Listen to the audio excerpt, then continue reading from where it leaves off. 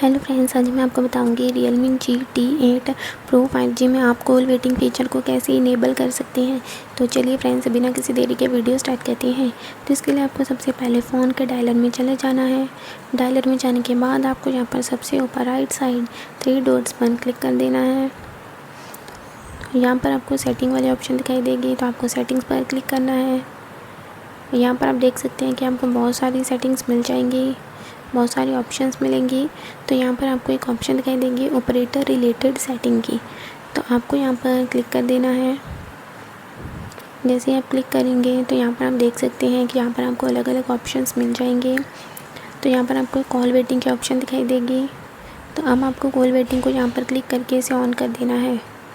जैसे ही आप इसे ऑन करेंगे तो आपके फ़ोन का कॉल वेटिंग फीचर इनेबल हो जाएगा और यहीं पर आप इसे क्लिक करके ऑफ़ भी कर सकते हैं। Bye bye friends.